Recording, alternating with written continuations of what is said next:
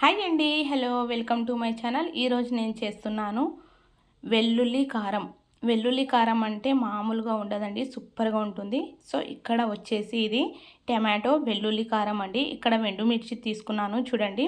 కారానికి సరిపోయేంత ఎండుమిర్చి తీసుకొని ఇలా వేంపుకోవాలి కొద్దిగా నూనె వేసి.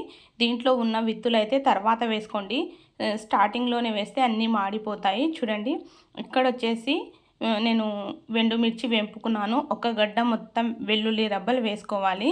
సో ఇక్కడ వచ్చేసి ఆయిల్ వేసాను. ఆయిల్ కొద్దిగా ఎక్కువగానే వేసుకోండి. అరకిలో టమాటో కట్ చేసి వేసుకోవాలి.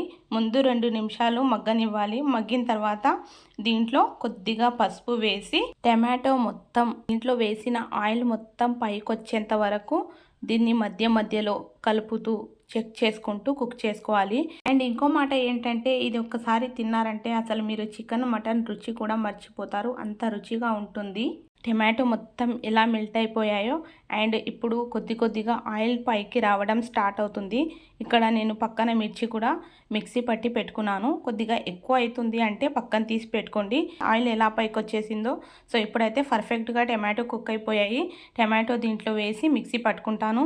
అంతేనండి, ఎంతో టేస్టీగా ఎమ్మీగా ఉండే పాతకాలం నాటి టమాటో వెల్లుల్లి కారం రెడీ అయిపోయింది. సూపర్గా ఉంటుంది. వారం రోజుల పాటు నిల్వ పెట్టుకొని తినొచ్చు. టేస్ట్ మాత్రం అలాగే ఉంటుంది. ఈ వీడియో మీకు నచ్చితే లైక్, షేర్ అండ్ సబ్స్క్రైబ్ చేయండి. ఛానల్ బెల్ ఐకాన్ ప్రెస్ చేసుకోండి.